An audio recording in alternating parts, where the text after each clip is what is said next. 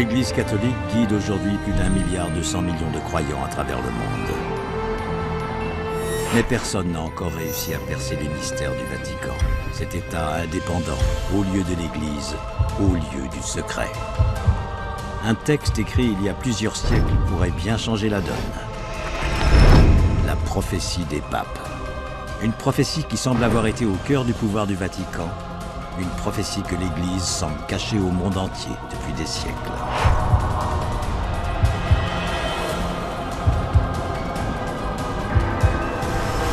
Tous ces événements étaient prévus, écrits, annoncés par un certain Malachie d'Arma, l'auteur de cette prophétie.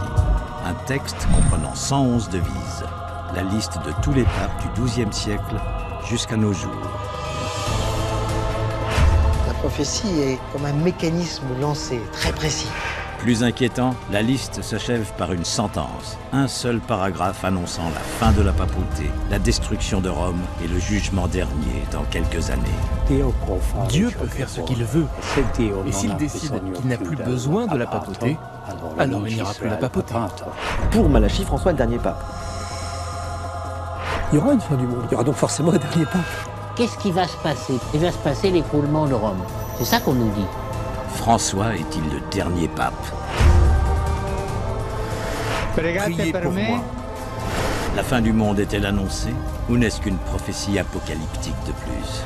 Tout est sous nos yeux et nous ne voyons rien.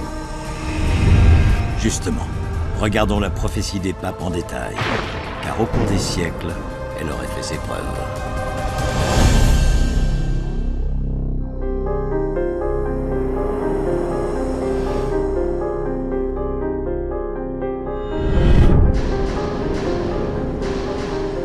Direction la bibliothèque de Lyon, où est précieusement conservé l'ouvrage qui contient la prophétie des papes. Pourtant écrite au XIIe siècle, la prophétie des papes est publiée en 1595 comme un simple chapitre dans ce livre, Lignum Vitae. Jean-Marie Beuzelin, auteur de La surprenante prophétie de Saint Malachie, nous en révèle les secrets. Un bénédictin, Arnold de Vion, dans un livre qui s'appelle Lignum Vitae, que nous avons donc devant nous, a écrit et il y a inséré la prophétie attribuée à Saint Malachie. C'est un texte en fait qui a été découvert entre guillemets à la fin du XVIe siècle, exactement en 1590, par un moine bénédictin qui s'appelle Arnold de Vion, de Venise, et qui dit avoir découvert par un coup de chance extraordinaire ce texte prophétique qui aurait été écrit au XIIe siècle par Malachie. La prophétie proprement dite, c'est la colonne de gauche. Une succession de devises très courtes en latin. À droite, les annotations d'Arnold de Vion et d'autres bénédictins qui ont étudié le texte avec lui. Cette prophétie de Saint Malachie contenait en fait la liste des 111 papes plus un envoi. 111 devises censées caractériser tous les papes depuis Célestin II jusqu'au dernier de la liste, Benoît XVI. Après lui, le texte connaît une rupture, une 112e prédiction, plus longue et plus explicite. Le mystère, c'est que la sentence 111e est succédée par une sorte de prophétie. La seule prophétie réelle de la prophétie de Saint Malachie, c'est la 112e. Benoît XVI étant le 111e de la liste, seul le dernier paragraphe de la prophétie des papes doit encore s'accomplir. Et les événements qu'il annonce font froid dans le dos. Dans la dernière persécution de la Sainte Église romaine, siégera Pierre le Romain qui fera paître ses brebis à travers de nombreuses tribulations. Celle-ci terminée, la cité aux 7 collines sera détruite et le juge redoutable jugera son peuple. La fin. Le dernier texte de la prophétie de Saint Malachie annonce 3 choses. La première, c'est que le dernier pape s'appellera Pierre de Rome, Pierre le Romain, que l'Église va subir une extrême persécution, deuxième chose, et en troisième, c'est que Rome va être détruite. L'Apocalypse, la fin de la papauté et le jugement dernier. Si on prend le dernier paragraphe de la prophétie de Malachie au pied de la lettre, les événements qui se préparent sont terribles. Ça, c'est la fin du monde. C'est le jugement dernier. Donc on nous dit froidement que le pape François va connaître le jugement dernier et nous avec. Selon différentes interprétations de la prophétie, François serait ce fameux pape, celui qui connaîtra la fin. Pour Malachie, François est le dernier pape. Son pontificat marquerait alors la fin du compte à rebours. On arrive à un écueil maintenant. Que va-t-il se passer? Grand moment. Mais faut-il y croire? Qui est ce mystérieux Malachie d'Arma? Et comment a-t-il prophétisé la fin? Malachie, de son nom irlandais, O'Morgair, né dans une petite bourgade du nord de l'Irlande en 1095. L'Irlande, à cette époque-là, bien que rattachée à Rome, avait conservé cette tradition celtique. Donc le catholicisme gagnait du terrain, mais il n'était pas encore majoritaire. Il a été nommé évêque d'Irlande par le pape de l'époque. Il a eu toute une carrière de bénédictin. Il était très proche de Bernard de Clairvaux. Jeune catholique, Saint Malachie gravit les échelons à une vitesse considérable. À 25 ans, il est prêtre. Très rapidement, il devient primat d'Irlande, donc le premier des catholiques d'Irlande. En 1140, il a, au cours de la nuit, des visions. Non pas n'importe quelle vision, mais la vision de tous les papes, depuis Célestin II, 1143, jusqu'au dernier, et ce, par une locution latine, une formule latine.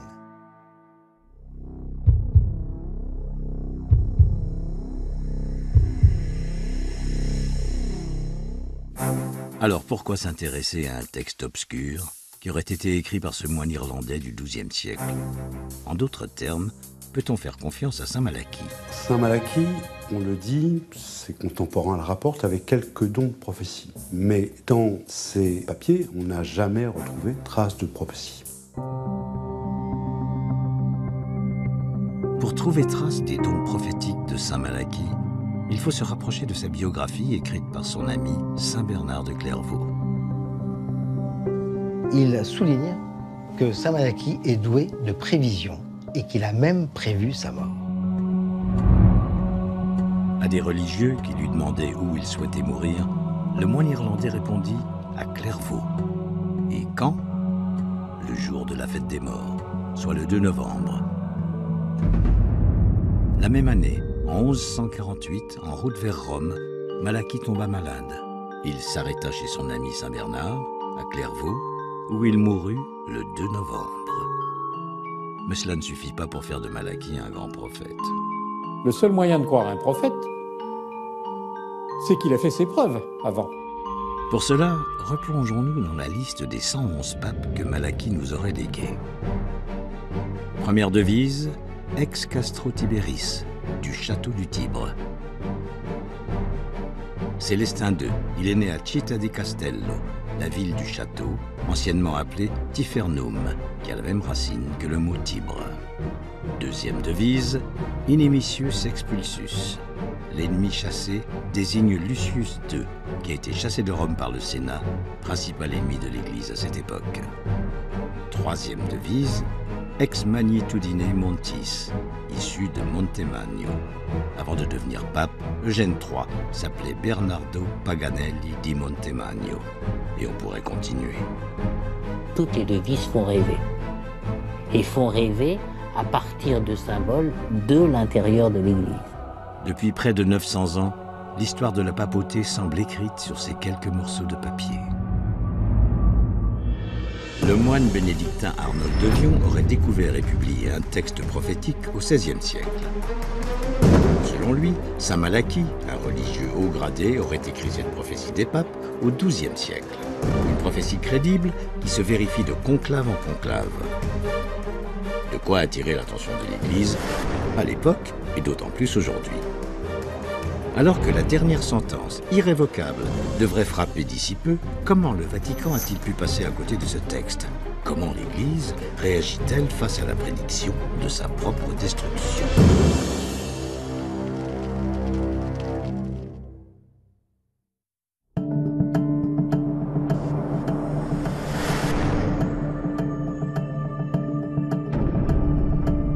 La prophétie des papes est sur toutes les lèvres. Ça fait parler la prophétie de Malachie, c'est fascinant ça. Annonciatrice de bouleversements majeurs, elle arrive désormais à son terme. Mais c'est presque un miracle que le texte soit arrivé jusqu'à nous. Si vraiment cette prophétie devait gêner l'Église, ou si elle ne souhaitait pas, je pense qu'elle aurait fait depuis 1595 quand même, largement, le balayage de ces textes qui auraient peut-être disparu et qui ne nous auraient pas été transmis, comme aujourd'hui, à la bibliothèque de Lyon. Car l'Église n'a jamais vu d'un bon œil tout ce qui ressemblait de près ou de loin à une prophétie. L'Église catholique est toujours très proche des textes qui sont publiés sur elle. A fortiori, si on y insère, si on y convoque un saint canonisé. À l'époque de la prophétie des papes, c'est la grande époque de l'index, de tout ce qui est prophétie, et même Nostradamus a été quelque peu inquiété. En quelque sorte, le rejet des prophéties est inscrit dans l'ADN de la chrétienté. La prophétie est quelque chose de courant dans l'Ancien Testament, c'est-à-dire qu'on ne fonctionne que par prophétie. Et cela jusqu'au Christ qui, pour les chrétiens, est considéré comme le dernier, finalement, des grands prophètes. Et c'est pour ça que dans toute l'histoire du catholicisme officiel, il n'y a pas eu de prophétie reconnue comme telle. Donc on a très peu de prophéties. On a des prophéties un peu marginales. Celle de Nostradamus, par exemple, elle n'est pas reconnue par l'Église. C'est quelque chose qui est plus ésotérique. On est dans des traditions parallèles. Ce qui fait qu'il est très rare d'avoir une prophétie comme ça qui vienne d'un moine bénédictin au sein de l'institution. Et c'est pour ça qu'il y a eu beaucoup de méfiance envers elle. Une prophétie qui émane d'un religieux, ça frise l'hérésie. Et pourtant, d'une certaine manière, l'apparition de la prophétie des papes arrive au bon moment. Le texte va servir l'Église. Le plus simple, c'était de réfuter clairement et de dire, écoutez, c'est du délire, ça va pas, on met n'importe quoi dans ces devises. Mais je pense que l'Église s'est rendue compte assez vite de l'intérêt d'une telle prophétie. Parce qu'elle suscite la prudence, pas simplement l'imaginaire. Et elle souligne encore une fois l'importance que peut avoir un pape pour l'évolution. À l'époque où la prophétie des papes apparaît, l'Église s'ouvre un peu, et surtout, elle a besoin d'être rassurante. Au fond, il y a quand même eu un intérêt pour cette prophétie par un certain nombre d'ecclésiastiques et notamment de papes, pour plusieurs raisons. D'abord parce qu'elle apparaît à la Renaissance, à une époque férue d'ésotérisme. Le texte nous parvient à la fin du XVIe siècle parce que le monde est en grande ébullition avec la venue des protestants, qui est le spectre de l'Apocalypse et sans arrêt sur les lèvres de chaque chrétien qui voit les œuvres de l'Antéchrist, du diable un peu partout. Donc en fait, cette prophétie va quelque part rassurer le monde. Donc même l'Église ne rejette pas ce phénomène prophétique donnant la liste de leurs papes. Et pour cause, saint Malachie annonce 111 papes. Lorsque sa prophétie est publiée, il en reste encore près de 40 à venir. L'avenir de la papauté devient assuré grâce à cette liste. Cela expliquerait donc pourquoi la prophétie des papes n'a pas été écartée à l'époque. Mais qu'en est-il aujourd'hui? Que pense l'Église de ce texte? C'est un texte dont j'ai très peu entendu parler ici, qui est considéré comme une légende parmi beaucoup d'autres légendes, de façon anecdotique et qui ne rentre pas dans les analyses habituelles et ordinaires de l'Église. Est-ce qu'on parle de ce texte dans l'Église? Pas du tout, pas du tout, du tout. C'est un texte très populaire parce qu'il provoque des fantasmes et des films. Voilà, ça fait rêver, mais c'est un peu n'importe quoi. Condamner un texte, c'est lui donner de la publicité encore plus forte. Donc c'est vraiment pas la peine, quoi. Non, franchement, c'est pas la peine. L'Église n'a pourtant pas hésité à condamner un roman qui n'était certainement pas en manque de notoriété, le célèbre Da Vinci Code de Dan Brown. Un best-seller vendu à plus de 86 millions d'exemplaires et boycotté par les églises du monde entier. On parle du Da Vinci Code, qui a été lu par les millions de lecteurs dans le monde entier. Il faut savoir que le numéro 2 du préfet pour la Congrégation pour la foi, donc l'ex-Inquisition avait sorti des phrases absolument terribles en disant que aucun catholique dans le monde ne devait lire ni voir le film de Dan Brown, issu du livre de Dan Brown. Alors comment le Vatican, si protocolaire, peut-il encore fermer les yeux sur une prophétie annonçant son propre leader comme étant le dernier?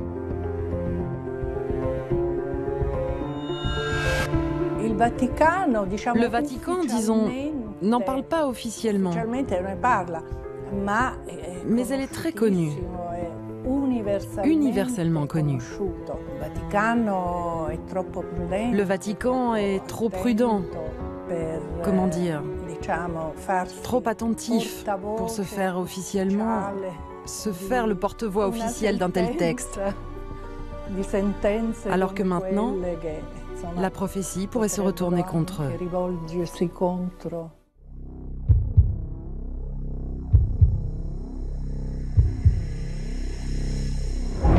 Bien que le Vatican s'en défende, de nombreux dignitaires de Rome, y compris des papes, auraient tenu compte du texte de Malachie. Après, effectivement, je crois que certains papes vont y croire totalement, d'autres pas du tout, pour des raisons de foi personnelles, et certains vont l'utiliser politiquement. Pie XI, pape entre les deux guerres, dans son encyclique Mit brennender Sorge, ferait un clin d'œil à Malachie. Il exhorte les fidèles à opposer à la force matérielle des oppresseurs de l'Église l'intrépidité d'une foi profonde. La devise de Pie XI dans la prophétie, la foi intrépide. Depuis le XVIe siècle, c'est même une sorte de jeu qui se serait installé. Un échange entre les papes et la prophétie, à tel point qu'on ne sait plus si c'est la prophétie qui prédit l'avenir de l'Église ou si c'est l'Église qui marche dans les pas de la prophétie. Par exemple, au XVIIe et XVIIIe siècle, plusieurs papes feront frapper des médailles à leur effigie gravées de leurs devises prophétiques. L'exemple le plus frappant, c'est Jean XXIII. Jean XXIII qui, le jour de son intronisation, va citer son prédécesseur, Pie XII, par la formule, la locution latine de la prophétie de Malachie. Mais aujourd'hui, plus un mot de la part des représentants de l'Église. Le silence n'est pas absence de communication. Le silence même constitue la communication. Le silence. C'est par son biais que l'Église communiquerait sur la prophétie des papes. Ni réfuté ni reconnu, le Vatican conserve le mystère et les fantasmes autour de ces devises qui pourraient tous nous conduire à notre perte. Et si la prophétie des papes pouvait encore servir l'Église? Et si saint Malachie avait écrit un texte prophétique et politique?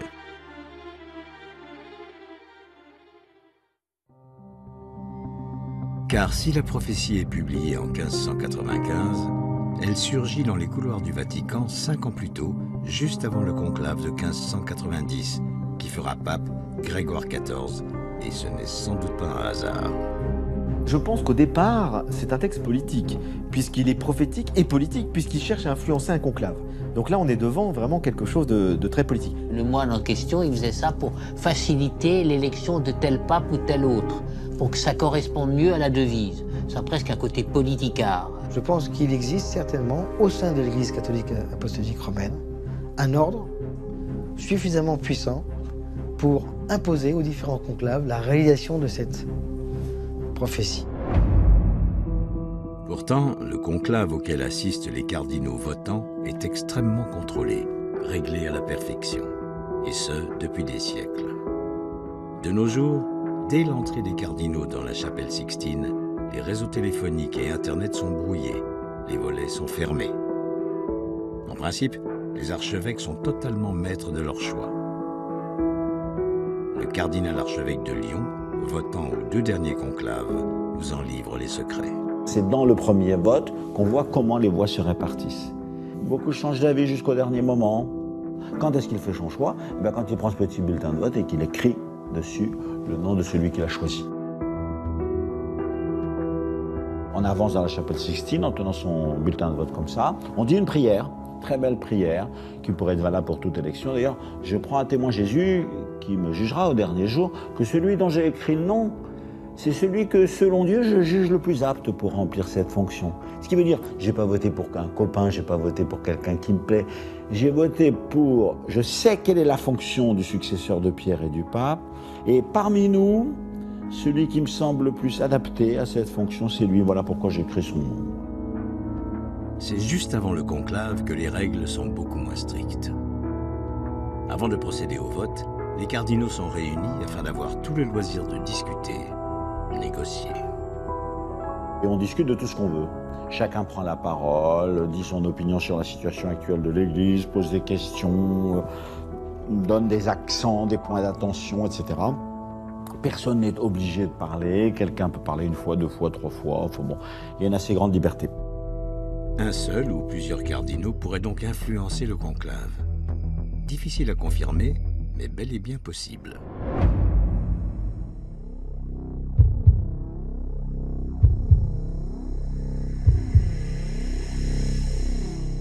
Prophétique, politique, une chose est sûre, la prophétie des papes aurait donc un vrai rôle à jouer.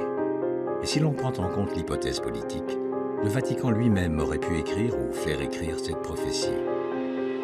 Pour le savoir, il faut d'abord se demander si Malachie Dharma a vraiment écrit cette prophétie ou s'il n'est finalement qu'un prête-nom.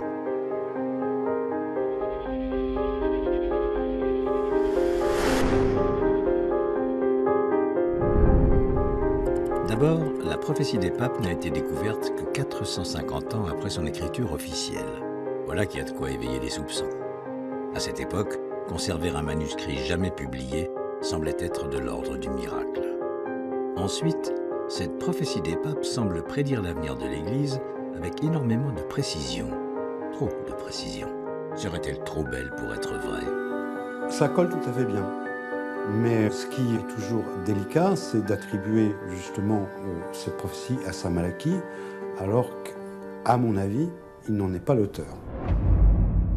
Aujourd'hui, la majorité des spécialistes s'accordent sur ce point. Tout prouve que Malachie n'a jamais fait de prophétie. Je crois que plus personne ne répond malheureusement cette idée que saint Malachie ait écrit lui-même les prophéties de Malachie. Je crois que ça ne tient plus. Effectivement, des faits troublants attesteraient que le véritable auteur de la prophétie des papes n'est pas Malachie. En effet, ce texte prophétique n'aurait pas été écrit au XIIe siècle, mais au moins 400 ans après. Comment le savons-nous? Parce que le véritable auteur de la prophétie des papes était un copieur. L'auteur de la prophétie est fatalement quelqu'un qui a travaillé après l'édition particulière d'un ouvrage sur les papes qui s'appelait Onofrio Panvigno et qu'il a publié en 1557. Un historien italien, Onofrio Panvigno, publie en 1557 un livre intitulé « Brève histoire des souverains pontifes » dans lequel il écrit une fiche biographique de chaque pape. Mais dans son ouvrage, l'historien commet des erreurs.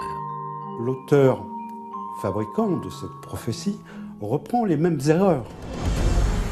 Par exemple, dans le livre de Panvigno paru en 1557, le pape Eugène IV est dit appartenir à l'ordre des Célestins, une caractéristique reprise par l'auteur de la prophétie des papes. La devise d'Eugène IV est la louve célestine. Oui, mais voilà, Eugène IV n'était pas célestin, il était augustin. Deuxième exemple, dans la prophétie des papes, la devise attribuée à Jean XXII est du cordonnier d'Ossa. Ce pape est bien né dans la ville d'Ossa, mais Jean XXII n'était pas fils de cordonnier, il était fils de banquier. Une erreur que l'on retrouve encore une fois dans l'ouvrage d'Onofrio Panvigno. À l'école, quand deux élèves font les mêmes erreurs, c'est qu'ils ont copié l'un sur l'autre. L'auteur de la prophétie des papes a copié sur le livre de l'historien italien. Donc on sait pertinemment que cette prophétie a été rédigée après 1557. Mais alors, pourquoi l'auteur n'a-t-il pas signé son texte? Pourquoi l'attribuer à un moine irlandais devenu saint? L'Irlande, c'est le pays un tout petit peu des prophéties, des mystères, presque du côté occulte de l'Église catholique. Elle est attribuée à Malachie, comme le font beaucoup de chrétiens dans l'histoire. On attribue très souvent des évangiles à des gens qui ne les ont pas écrits. Il est possible que Jean n'ait pas été l'auteur du 4e évangile, mais on l'attribue à Jean. C'est valable pour tous les évangiles apocryphes. Lorsqu'on attribue l'évangile de Judas, on sait que cet évangile a été écrit au IIe siècle. Judas était mort depuis longtemps, mais on l'attribue à un personnage célèbre. Donc lorsqu'on veut donner du poids à un texte, on l'attribue à un personnage célèbre d'avant. Donc finalement, il est très probable que ce texte a été inventé au XVIe siècle et attribué à un moine du XIIe siècle pour lui donner beaucoup plus d'autorité. Le texte prend un peu plus de force si vous l'attribuez à Saint-Malachie qu'à Arnold de Vion. Se pourrait-il qu'Arnold de Vion n'ait pas découvert ce texte? Aurait-il pu l'écrire lui-même? Ou l'aurait-il commandé à un autre prophète avant de l'attribuer à un saint irlandais? Si la prophétie des papes n'a pas été écrite au XIIe siècle, mais à la fin du XVIe siècle, il est bien normal que les premières devises correspondent aux papes successifs. Si on peut raisonnablement penser que toutes les prophéties qui sont depuis 1140 à 1585 datent de la connaissance pour un certain nombre du texte inventé, que peut-on penser de celles qui ont après alors que le texte est déjà publié? Curieusement, on constate que certaines devises collent très bien avec les papes qui ont suivi au XVIe siècle, XVIIe siècle, et XVIIIe, XIXe, et même XXe. Cela, nous allons le vérifier. Pie VI est devenu pape en 1775, presque 2 siècles après la publication de la prophétie. Sa devise dans la prophétie, Peregrinus Apostolicus, le voyageur apostolique. Or, Pie VI a effectué plusieurs voyages à l'étranger. Pas très convaincant, sauf qu'avant lui, aucun pape n'avait plus quitté l'Italie depuis plusieurs siècles. Innocent X a été élu pape en 1644, le 14 septembre, le jour de l'exaltation de la croix. Sa devise, Iucunditas Crucis, la joie de la croix. 100e devise, De Balneis Etruriae, de Balne en Étrurie, désigne Grégoire XVI, qui appartenait à l'ordre des Camaldules, fondé par saint Romuald en Étrurie. Ursus Velox, l'ours véloce, désigne Clément XIV. Sa famille paternelle avait pour symbole un ours en pleine course. Et plus près de nous, la prophétie des papes semble toujours aussi puissante. Par exemple, il y a une devise qui dit de la religion dépeuplée. Et ça correspond à la guerre de 14-18, vous vous rendez compte? Ça, c'est fascinant. Religio Depopulata est la devise attribuée à Benoît XV, pape de 1914 à 1922. En 1914, la Première Guerre mondiale éclate. Elle fera des millions de morts dans toute l'Europe chrétienne. 1922 est l'année de publication du recensement des victimes de la Grande Guerre, officialisant la Religio Depopulata. Dernier exemple, encore plus récent, Jean-Paul Ier, annoncé dans la prophétie des papes par la devise De Mediate Lunae, de la moitié de la Lune. Son règne, qui est très court, 33 jours, et dont la 7e lune, la lune du milieu, c'est une année de 13 lunes. En astrologie, l'année 1978 comprenait 13 lunes. Et c'est à la moitié de cette année astrologique que Jean-Paul Ier est décédé, ce qui ferait de lui Mediate Lunae. Encore une devise particulièrement troublante, et cette fois avec un argument astrologique. Cela pourrait bien ouvrir une piste pour identifier le véritable auteur de ce texte si obscur.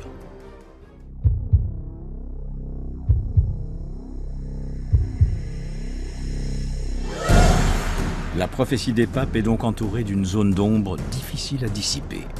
Écrite au XIIe ou au XVIe siècle, un texte à la fois prophétique et politique. On ne sait finalement que peu de choses de cette mystérieuse prophétie, pourtant si crédible. Beaucoup de questions se posent. Parmi elles, qui est le véritable auteur de la prophétie? On peut d'ores et déjà éliminer Saint-Malachie. Alors qui? Arnold de Vion? Aurait-il menti en affirmant avoir trouvé ce texte? L'aurait-il commandé à quelqu'un? Et si c'était l'Église qui avait ordonné l'écriture de cette liste? Qui peut bien avoir écrit la prophétie des papes?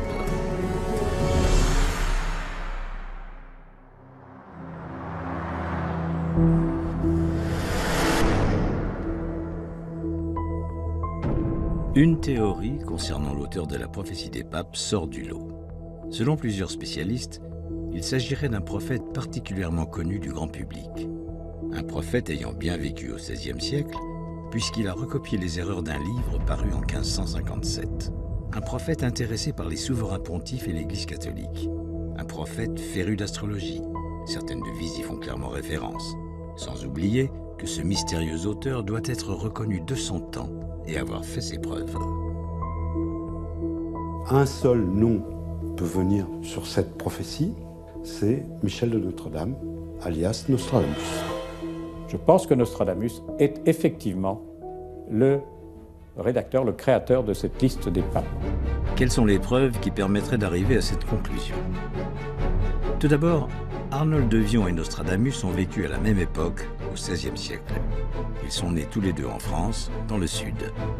Arnold de Vion aurait donc pu retrouver les écrits de Nostradamus. Sans oublier qu'il est un prophète reconnu, peut-être même le plus célèbre du monde, en dehors de ceux évoqués dans la Bible ou le Coran. Mais au XVIe siècle, le prophète est dans le collimateur de l'Église. Il aurait donc pu écrire la prophétie des papes sans la revendiquer. Autre point fort de la théorie selon laquelle Nostradamus serait l'auteur, ses sujets de prédilection. L'un des sujets principaux des quatrains de Nostradamus, premièrement, c'est les grands des églises, parce qu'il ne parle pas que d'une église, et puis des grands des gouvernements, soit royaume, présidence ou autre. C'est les deux préoccupations qu'on va retrouver chez Nostradamus. Nostradamus est également féru d'astrologie. Nostradamus emploie comme système de datation, en fait, c'est l'astrologie. Il dit lui-même qu'il s'est concentré sur les thèmes astrologiques, sur les figures astrologiques, et qu'il a sorti des prophéties futures. D'autres arguments permettent encore de retomber sur Nostradamus. Passionné de codes, de chiffres, et connu pour jouer avec ses lecteurs. Pour bien comprendre les prophéties, il faut parler un peu de chiffres, puisqu'il y a 111 devises. 111, c'est aussi, par exemple, la décomposition de la lettre Aleph en hébreu. Pour ma part, j'attribuerais la rédaction définitive du texte à quelqu'un qui connaissait la Kabbale et qui connaissait l'hébreu. Là encore, cela correspond à Nostradamus. Il est né à Saint-Rémy de Provence en 1503, d'ancêtre juif.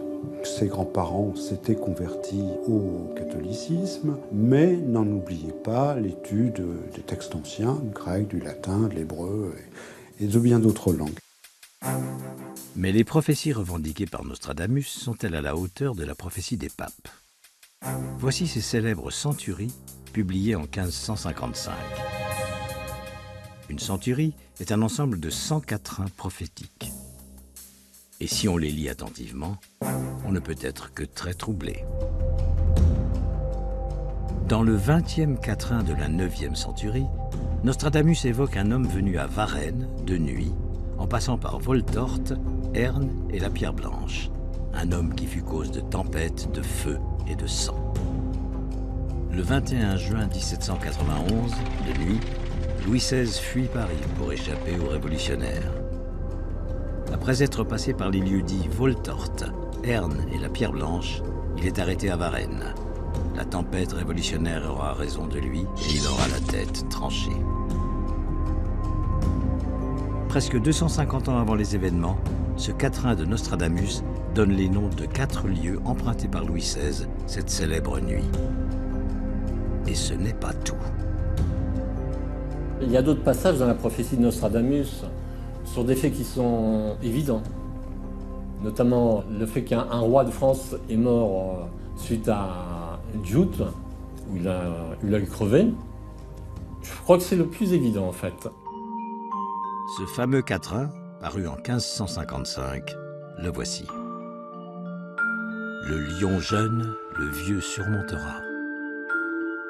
En chant bellique par singulière duel, dans cage d'or les yeux lui crèvera. 2 classes, une, puis mourir de mort cruelle. 4 ans après sa publication, le 30 juin 1559, Henri II, roi de France, participe à une joute, un duel amical lors du double mariage de sa fille Élisabeth et de sa sœur Marguerite. Sur le champ bellique, Henri II affronte le jeune comte de Montgomery, dont les armes représentaient un lion. Les deux lions s'élancent. La lance de Montgomery se brise alors et un éclat vient se planter dans l'œil d'Henri II. La visière de son aume doré était levée. Quelques jours plus tard, le roi décède des suites de cette blessure. On est en train de dire que Nostradamus c'est une blague, c'est du bidon. C'est faux. Nostradamus doit être pris au sérieux. Si Nostradamus a effectivement rédigé la prophétie des papes, cela pourrait renforcer ce texte et son présage final. Mais en est-il vraiment l'auteur? Les avis divergent. J'ai l'impression que c'est trop gros. Non. Il ne se serait pas pris comme ça. Il aurait fait des longues phrases, des longues devises. Avec des symboles, Là, c'est quand même très ramassé. Il y a très peu de devises qui sont longues. Alors qui d'autre pourrait être l'auteur de la prophétie des papes? Il va sans dire qu'on peut s'interroger légitimement sur l'origine de l'auteur qui a écrit cette prophétie. Et Arnold de Vion fait partie naturellement de ceux qui peuvent l'avoir écrit. Je crois que c'est le moine bénédictin. Je crois que c'est quand même Arnold Vion, je le crois. Nostradamus, de Vion, un prophète ou un moine, ces deux personnages auraient bien pu écrire la prophétie des papes. Lequel? Le secret s'est perdu au fil des siècles. La prophétie de Malachie, au fond, qu'importe l'auteur. Ce qui est important, c'est les devises. Reste, cela étant dit, la question centrale, à qui profite le crime? La prophétie des papes n'est donc pas qu'une légende inventée pour annoncer une nouvelle fin du monde. Elle serait bien un outil puissant qui conduirait l'Église et ses institutions vers un changement brutal et définitif. Un texte qui pourrait donc avoir été écrit afin d'influencer les différents conclaves. C'est vrai qu'à chaque fois qu'un pape meurt et qu'un autre est élu, on reparle de la prophétie de Malachie. Ça, c'est assez curieux. Les actes des papes eux-mêmes semblent guidés par la prophétie. On s'aperçoit qu'avec la prophétie de Saint Malachie, de nombreux papes ont utilisé ces devises. En tous les cas, il est un homme du XXe siècle qui est sans aucun doute le plus représentatif de l'application de la prophétie au sein de l'Église. Cet homme, ce pape, se nomme Jean XXIII. Alors que les rumeurs le disent franc-maçon, cet évêque, un illustre inconnu, élu seulement au 3e tour du conclave de 1958, a entrepris le renouveau de l'Église, un renouveau qui s'inscrirait dans l'application funeste du dernier paragraphe de la prophétie. Ce renouveau que nous allons vous raconter se nomme Vatican II. Le pape Jean XXIII, de manière presque prophétique, a voulu le Concile Vatican II et l'a entamé. Vatican II est toujours d'actualité et entraînerait l'Église vers la fin de la papauté. Mais Jean XXIII n'aurait pas seulement mis en application la prophétie des papes, il aurait lui-même été un prophète puissant, reconnu par l'Église. Je crois qu'il était prophète, Jean XXIII. Selon lui, le jugement dernier est imminent. Qui est donc cet homme moderne que même le pape François a souhaité canoniser en urgence à son arrivée?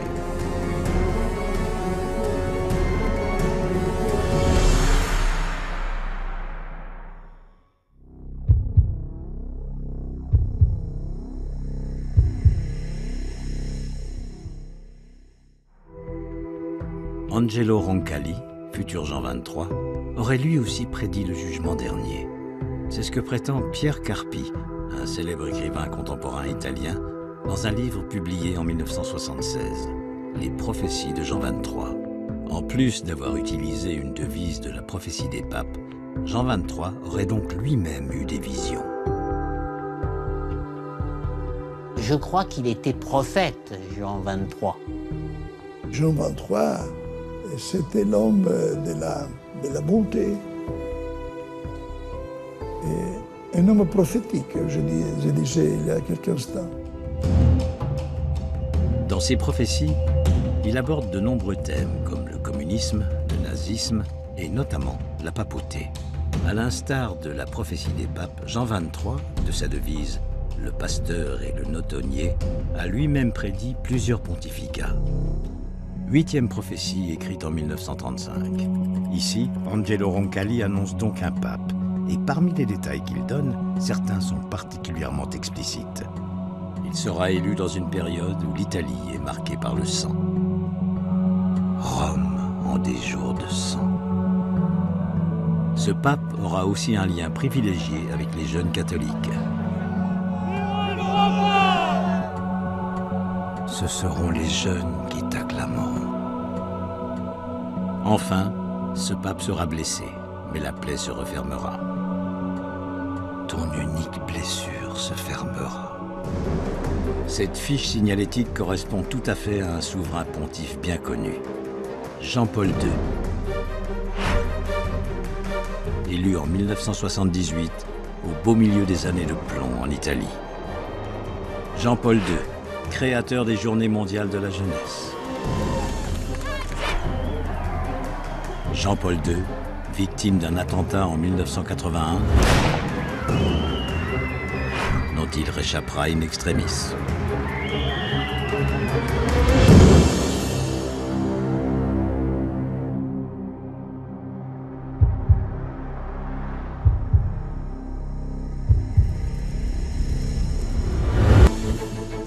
Jean XXIII a donc annoncé le pape Jean-Paul II 43 ans avant son arrivée.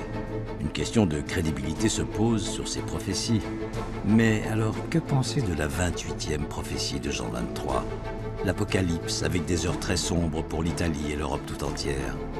Jean XXIII y annonce la 3e Italie. Une expression qui peut paraître anodine, mais qui est en fait lourde de sens. Pour le pape Jean XXIII, dans ses prophéties, il annonce la 3e Italie, c'est-à-dire après l'Italie romaine, les républicains romains, après l'Italie catholique, il annonce la 3e Italie, c'est-à-dire une nouvelle Italie, après une période très difficile. Une 3e Italie après l'Italie catholique, le présage est clair. C'est la fin de la papauté, sinon la fin du monde.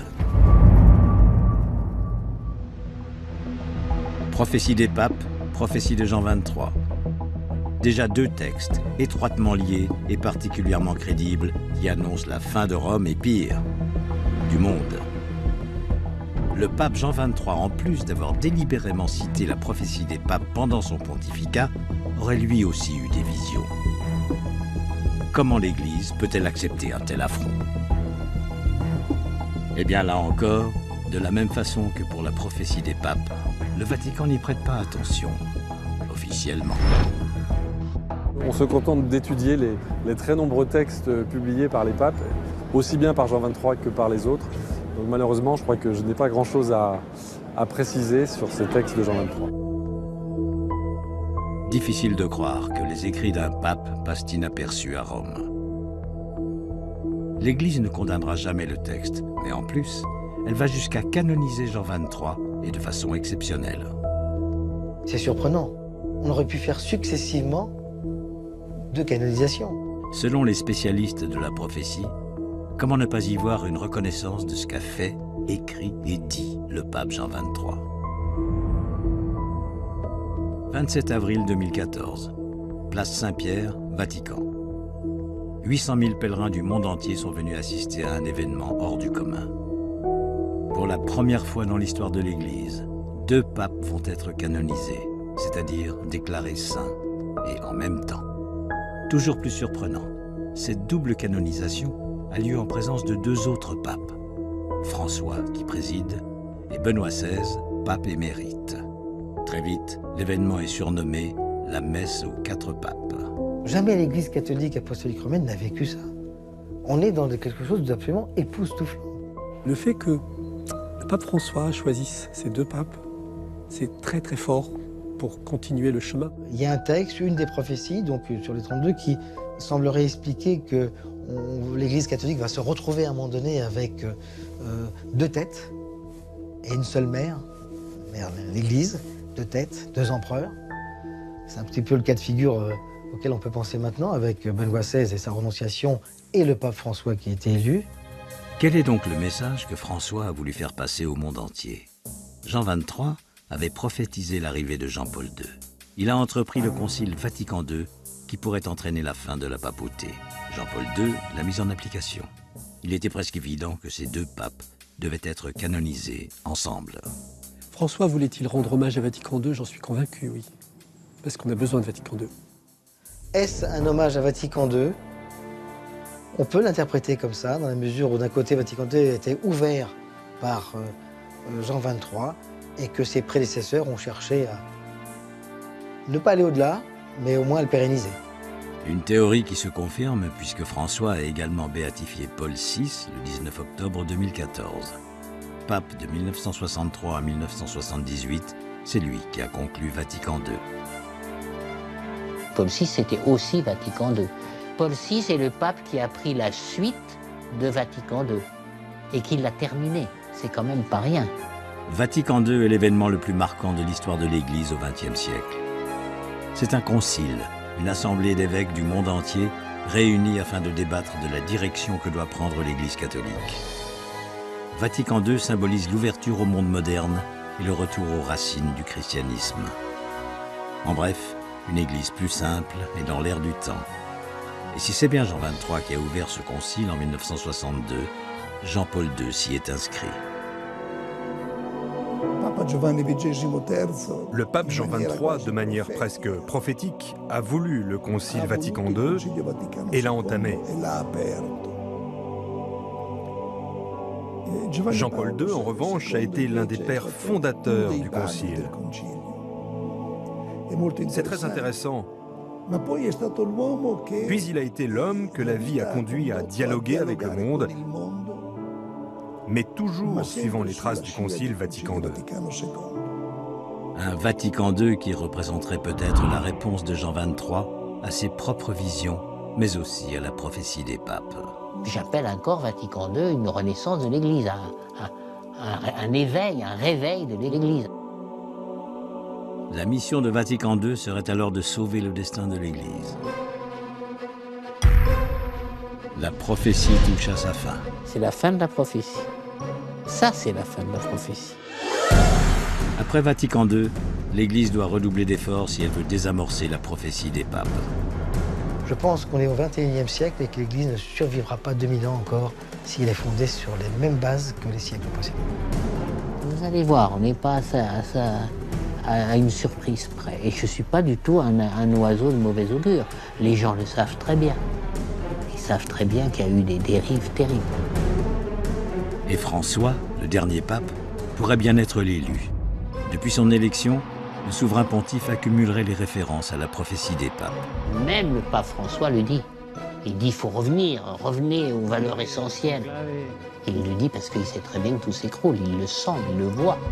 Il suffit d'écouter ses premiers mots, de lever le mystère sur ses premiers actes pour comprendre que la prophétie des papes est bien présente au Vatican. La surprise, effectivement, c'était de se rendre donc, sur le tombeau du pacte Sixte V. Pour quelle raison? Sixte V, le seul pape grâce à qui nous pouvons dater la fin de la prophétie. Et Benoît XVI aurait lui aussi précipité le destin de François. La prophétie est comme un mécanisme lancé, très précis. Le pape émérite aurait enclenché le compte à rebours final en toute connaissance de cause.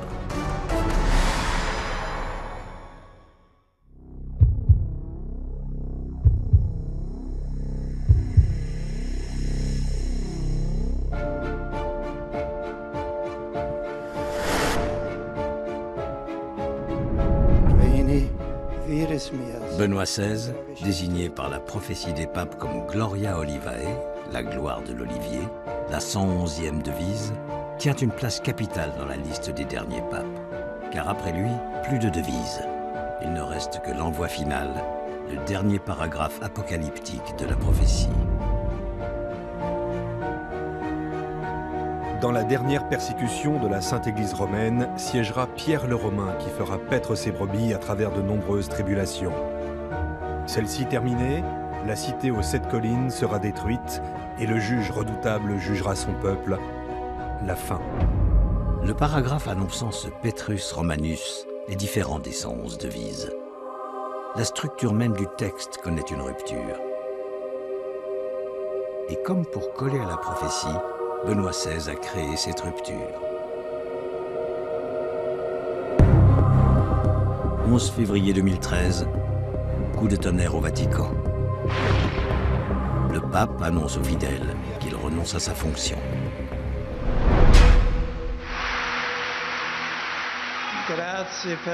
Merci pour votre sympathie. J'ai décidé de renoncer au ministère que le Seigneur m'a confié depuis le 19 avril 2005. C'est assez fascinant. C'est-à-dire qu'il y a 111 devises, on arrive à la 111e, c'est Benoît XVI a priori, et voilà ce brave Benoît XVI qui renonce. Ce serait la 108e, ça m'impressionnerait moins. On dirait, bon, à la limite, ce pape s'est retiré, puis il y en a un autre qui... Bon, tandis que là, c'est à la fin du texte du Lignum Vitae, à la fin, que tout d'un coup, au lieu d'avoir une mort physique, on a quelqu'un qui se retire. Benoît XVI, par sa démission, permettrait à la prophétie d'arriver à son terme. Il entraîne son successeur sur le chemin de l'Apocalypse. 2 mots. Extraordinaire, je détache chacun des syllabes, et ensuite époustouflant.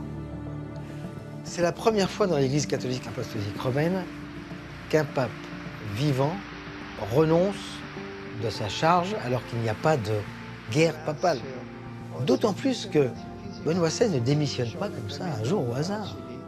Sa démission n'est pas le jour où il l'annonce, mais qu'elle sera effective le 28 février, jour de la Saint-Romain. Et que ce jour-là, le siège de Pierre sera vacant. Quelle belle rupture que cette démission de Benoît XVI. C'est extraordinaire. C'est quasiment un bras d'honneur à la curie romaine. C'est un bras d'honneur à tout ce qui se passe actuellement au sein de la papauté. Et c'est donc une rupture. Une rupture que le service de la communication du pape a encore bien du mal à digérer. Vous ne pouvez jamais imaginer ce qui s'est passé pour nous, ce jour-là. C'était un jour de vacances. C'était l'anniversaire de l'État du Vatican, l'11 février. Alors, tous les bureaux étaient fermés, aussi les nôtres ici. Un journaliste m'appelle et me demande confirmation si vraiment le pape avait démissionné. Et je ne savais rien. Ah! Au sein de l'Église, la surprise est de taille. La renonciation de Benoît XVI a été une surprise, fulgurante surprise. Moi, je ne m'y attendais pas, en ce sens que je l'avais vu peu de temps auparavant, et je l'avais trouvé très alerte dans son esprit, attentif à tout. On avait eu une très jolie discussion avec l'ensemble des évêques de notre province, on était allé lui faire visite, et je me dis, bah non, pour un monsieur de 85 ans, il va très bien, quoi. Bon, et puis il a donné sa démission, donc ça m'a étonné. Là encore, difficile de savoir si c'est la prophétie des papes qui connaît l'avenir, ou si elle l'influence. Benoît XVI aurait-il renoncé le 28 février, jour de la Saint-Romain, afin de laisser la place à l'élu, au Sauveur, à Pierre le Romain? Benoît XVI était-il simplement un pape de transition? Je crois que les cardinaux en conclave qui ont élu le successeur de Jean-Paul II, c'est-à-dire Benoît XVI, ont probablement, je n'en ai pas la preuve bien entendu, mais élu un pape de transition. En fait, je trouve que Benoît XVI, il a parfaitement rempli son rôle de transition après un pape gigantesque. Benoît XVI, un pape de transition? Probablement. Car selon les rumeurs, lors du conclave qu'il a élu en 2005, c'est bien José Mario Bergoglio, soit le futur pape François, qui aurait remporté les suffrages. On dit, mais on n'en a pas la preuve, qu'à ce conclave où Ratzinger a été élu Benoît XVI, déjà, on pensait à Bergoglio et à l'Argentin, quoi. Donc c'est des rumeurs, donc c'est des spéculations. Mais je ne sentais peut-être pas prêt. Je crois que le pape François, il tombe bien maintenant. Et je pense que ça aurait été trop rapidement s'il avait été élu peut-être à la place de Benoît XVI. Je crois qu'il y a un temps pour tout. Encore une fois, l'histoire de l'Église semble être écrite depuis des siècles dans la prophétie des papes. La prophétie est comme un mécanisme lancé, très précis. Les conclaves successifs n'ont qu'un seul objectif, c'est de la réaliser d'une manière ou d'une autre. Le pape François, premier jésuite de l'histoire de la papauté, verra-t-il la fin du monde? Sera-t-il le dernier pape?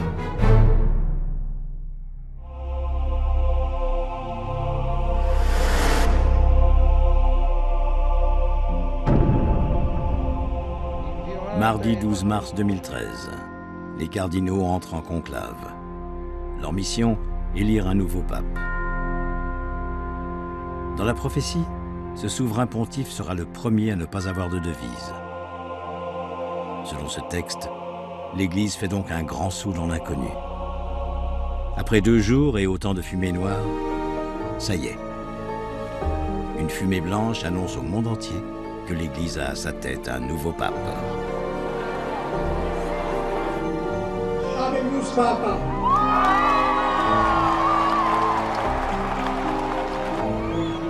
Les cloches de Rome peuvent résonner, propager la nouvelle à travers la ville et à travers le monde.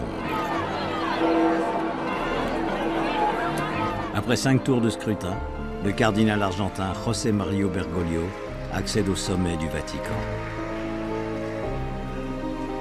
Sur la place Saint-Pierre, des centaines de milliers de fidèles en liesse découvrent le visage et la voix de leur nouveau guide. Frères et sœurs, bonsoir. Comme semble le prévoir la prophétie, est-il le dernier pape de l'histoire de l'Église catholique? Celui qui connaîtra la destruction de Rome. Prions pour tout le monde, parce que nous sommes une grande fraternité. François est-il conscient et préparé devant la terrible sentence de la prophétie des papes? Certains éléments laissent penser que ce serait le cas. Des éléments troublants. Tout d'abord, ce soir-là, le pape François a demandé à la foule une prière particulièrement surprenante. Une prière jamais demandée par aucun pape avant lui. Quelques mots, très forts, retransmis par les télévisions du monde entier. Avant, je vais vous demander quelque chose.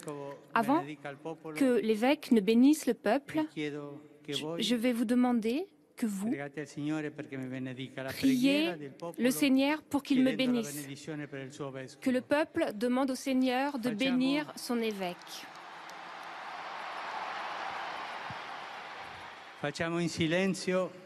Taisons-nous un instant.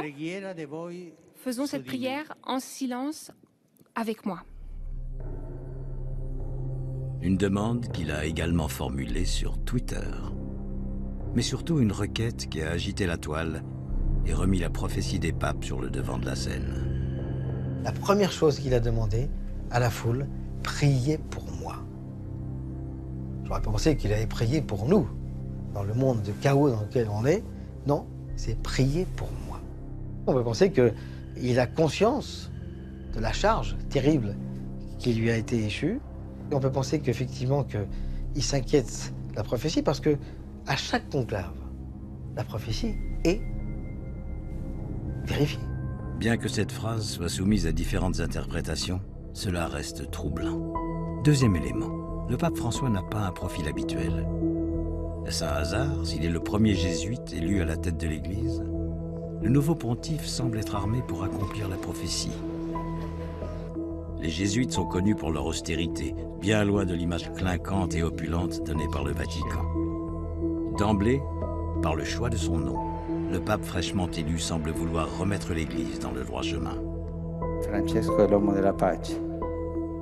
E così François est l'homme de la paix. è venuto il nome. Et c'est ainsi qu'est entré ce nom dans mon cœur. Francesco d'Assisi. François d'Assise. E per me l'uomo C'est pour moi l'homme de la pauvreté, l'uomo della l'homme pace, de la paix, l'uomo che ama e l'homme qui custodisce est le il gardien creato. de la création En ce moment même, nous avons une relation avec la création pas vraiment excellente, non?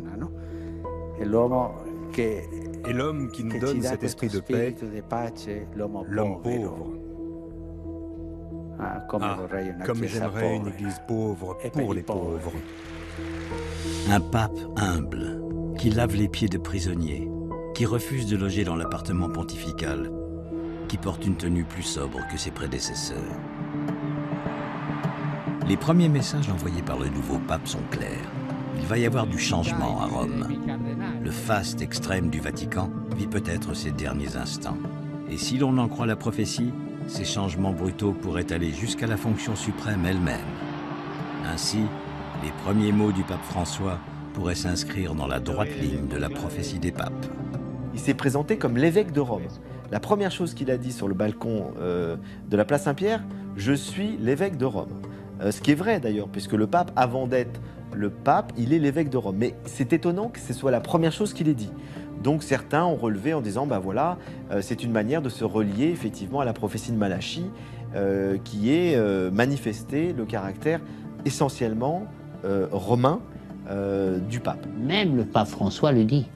Il dit, il faut revenez aux valeurs essentielles. Il le dit parce qu'il sait très bien que tout s'écroule, il le sent, il le voit. Le troisième élément qui ferait de François le dernier maillon de la prophétie est un acte éminemment parlant, sa première visite officielle. Jeudi 14 mars 2014, basilique Sainte-Marie-Majeure. C'est ce lieu que le pape François a choisi pour sa première visite. Officiellement, le nouveau souverain pontife est venu prier la Vierge. Effectivement, la basilique est dédiée à la Vierge et François se recueille quelques minutes devant une icône de la mère du Christ.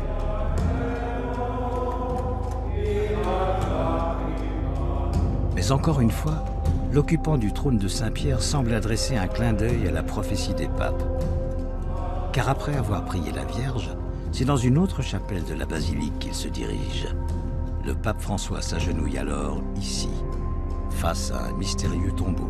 Alors la surprise, effectivement, c'était de se rendre donc sur le tombeau du pape Sixte V. Le pape, qui permet de dater la prophétie, repose là, juste devant François. La devise attribuée à Sixte V est Axis in medietate signi, l'axe au milieu du signe. Le mot signe désignant souvent une prophétie, le pontificat de Sixte V se situe à mi-chemin de la prophétie des papes. C'est donc grâce à lui qu'il est possible de dater la fin. Alors, pourquoi venir ici et dès sa première visite? François saurait-il que la prophétie doit bientôt prendre fin? Prierait-il pour sauver la papauté? Pour sauver Rome? Pour accomplir la prophétie? François serait-il vraiment le dernier pape?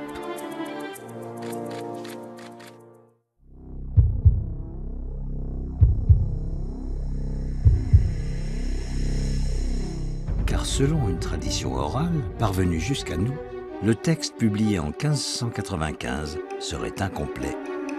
Il manquerait une devise.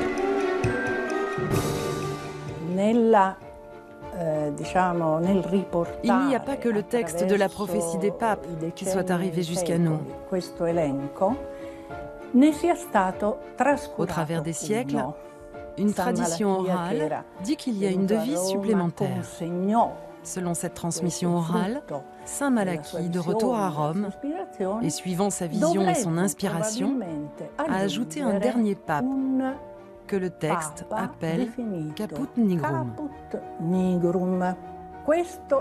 Ça, c'est ce qui est arrivé jusqu'à nous. Une tradition écrite et une tradition orale qui ajoute un pape appelé Caput Nigrum. Caput Nigrum, la tête noire. Selon cette tradition orale, la devise Caput Nigrum prenait place entre Gloria Olivae, soit Benoît XVI, et l'envoi final du texte. Dans ce cas, François serait ce fameux Caput Nigrum. Un pape noir qu'évoque aussi Nostradamus dans ses célèbres centuries. Dans de nombreux quatrains, c'est Rome et l'Italie qui sont visés. Et un quatrain, le 25e de la 6e centurie, évoque un personnage étrange qui doit combattre l'Antéchrist. Dans des temps troublés de l'Église, un jeune noir rouge prendra la hiérarchie. Un rouge, chez Nostradamus, c'est un cardinal. Un noir, un jésuite. S'il prend la hiérarchie, c'est qu'il devient pape. Il prophétise donc l'émergence d'un pape noir dans un contexte apocalyptique. François, le seul jésuite présent au conclave. François serait donc bel et bien ce pape noir dont tout le monde parle. Alors est-il le dernier ou l'avant-dernier pape? Caput nigrum? Qui a été élu? Un jésuite. Or, le pape des jésuites, c'est un général, c'est ce qu'on appelle le pape noir. Le général des jésuites, c'est un pape noir. Donc, il y a une certaine, pour ceux qui s'y intéressent, occurrence. Et comme l'Église est peu avare d'occurrences qui n'ont pas de sens, il faut bien s'y intéresser. Ou Petrus Romanus. On pourrait raisonnablement penser, ce ne serait pas irraisonnable de le penser, que François puisse être ce Pierre le Romain. Doit-on croire en l'existence de cette devise manquante? Une chose est sûre, le fait que François soit un jésuite est l'élément clé qui fait de lui le candidat idéal pour désamorcer ou accomplir la prophétie. C'est un homme de discernement, il a une clairvoyance très grande, il a une exigence envers lui-même et une bonté équivalente à son exigence. C'est un pape qui se contente pas de parler, c'est un pape qui agit. Tout laisse à penser que François est considéré comme le sauveur. Mais comment en être certain? Observons une fois de plus les faits. François a engagé des réformes spectaculaires. Médias, finances, curie, tout est passé au crible. En fait, il est très réformateur avec l'air de pas y toucher, mais moi je dirais pas réformateur, je dirais réorganisateur. Et la réforme la plus significative est celle de la curie. Le pape François a nommé 8 cardinaux afin de l'aider à accomplir sa mission, le G8. Le système actuel du Vatican est un système complètement pyramidal, qui est héritier de l'histoire. Il n'a pas toujours été comme ça, mais ça fait quand même quelques siècles qu'il fonctionne comme ça. Donc c'est une monarchie absolue. Donc il n'y a pas de contre-pouvoir, pratiquement. Et il veut clairement changer ça. Et c'est dans l'esprit de la prophétie des papes que François aurait renoncé à sa toute-puissance. Il n'y a plus de parole infaillible. Quand vous avez 8 personnes qui représentent les 8 régions du monde, la parole que vous dites n'est plus une parole de roi ou de pape, c'est une parole partagée. C'est l'arrivée d'une certaine presque démocratie à l'intérieur du Vatican. Ça, c'est la fin du Vatican. François engagerait-il ces réformes afin de sauver l'Église de son triste sort ou voudrait-il accomplir la prophétie? Est-il l'un des derniers papes? Pour répondre à cette question, si au Vatican il n'est pas facile de faire parler les hommes, on peut tenter de faire parler la pierre. Rome, basilique Saint-Paul hors les murs. Une des 4 basiliques majeures de la ville aux 7 collines. Il y a plus de 1500 ans, ce site abritait déjà un édifice chrétien. C'est là que l'apôtre Saint Paul est enterré. Mais c'est aussi un rite très symbolique pour le Vatican. À l'intérieur de l'édifice, une frise représente tous les papes de l'histoire, depuis Saint-Pierre jusqu'à nos jours. Dans des médaillons dorés, un portrait en mosaïque représente chaque souverain pontife et les dates de son pontificat. L'abbé Edmund Power, en charge de cette basilique, a bien voulu nous en parler. À l'intérieur de la basilique Saint-Paul, nous avons une série de médaillons ou ronds en mosaïque pour tous les papes de l'histoire. Le premier est celui de Saint-Pierre et le dernier tout naturellement celui de François. Et comme le pape François est le souverain pontife actuel, son médaillon est éclairé par une lumière. Le portrait le plus récent est donc celui de François. Et l'Église, sans suivre à la lettre la prophétie des papes, a peut-être déjà prévu une fin de la papauté. On dit que lorsque toutes les places seront prises, ce sera la fin du monde.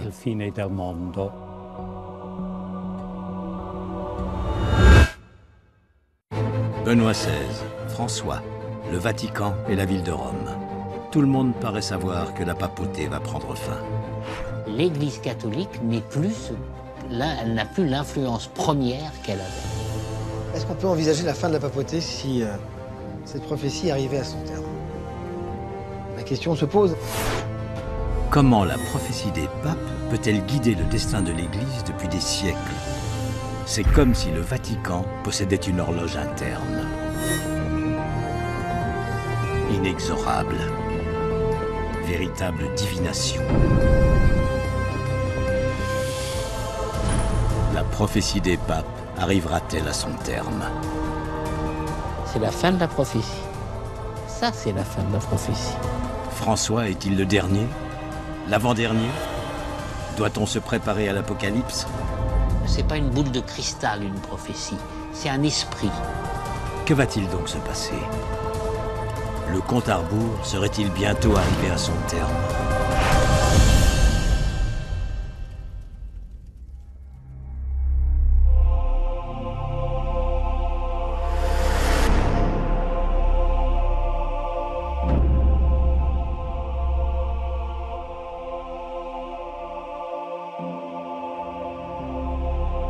La prophétie des papes est un texte aride, une succession de petites sentences.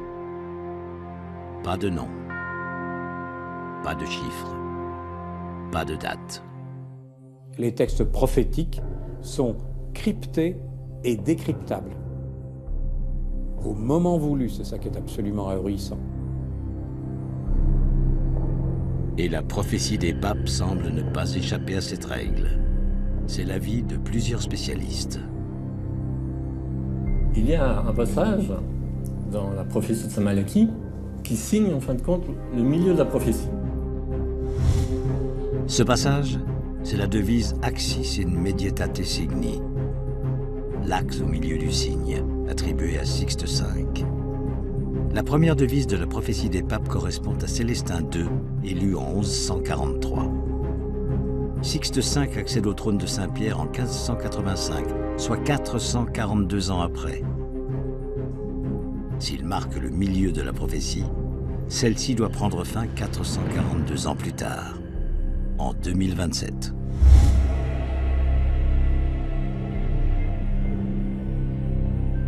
Tout ça, ça se tient d'une manière logique, rationnelle, sauf que c'est du rationnel qui se projette en prophétie. Et selon un autre prophète, le pape Jean XXIII, le jugement dernier aura lieu quelques années plus tard. Une des prophéties, donc sur les 32, qui semblerait expliquer que l'Église catholique va se retrouver à un moment donné avec deux têtes et une seule mère, l'Église, deux têtes, deux empereurs. C'est un petit peu le cas de figure auquel on peut penser maintenant avec Benoît XVI et sa renonciation et le pape François qui a été élu, du vivant de Benoît XVI. Et puis il cite également, ce qui est assez remarquable, la fin, 2000 ans, plus l'âge du Christ. Selon Jean XXIII, l'Apocalypse serait donc pour 2033, date de la fin de ces prophéties. 2033. 2027. Deux textes, et pas des moindres, annoncent de grands troubles pour des dates non similaires, mais pas très éloignées. Et à y regarder de plus près, elle pourrait être encore moins éloignée qu'il n'y paraît. 27 novembre 2012, Benoît XVI publie son 3e livre consacré à Jésus. Dans cet ouvrage, le souverain pontife évoque la naissance du Christ. Selon lui, Jésus n'est pas né en l'an 0, mais un peu avant. Il a écrit un livre en disant ouvertement, ce qui est assez extraordinaire, que finalement on s'est trompé. La datation n'est pas la bonne. Il y a certainement 6 ans ou 7 ans d'écart. Cela ne change rien pour la datation de la prophétie des papes. C'est sa durée qui est codée. Mais pour le texte de Jean XXIII, cela change potentiellement tout. S'il y a bien un décalage de 6 ans en arrière de la naissance de Jésus, la date donnée par Jean XXIII, 2000 ans plus l'âge du Sauveur, pourrait arriver à échéance 6 ans plus tôt, soit en 2027. Encore une fois, les actes d'un souverain pontife vont dans le sens de la prophétie des papes, et mieux, la fait coïncider avec les prédictions de Jean 23. Pourquoi ces deux prophéties annoncent-elles la fin des temps? Que se passera-t-il en 2027?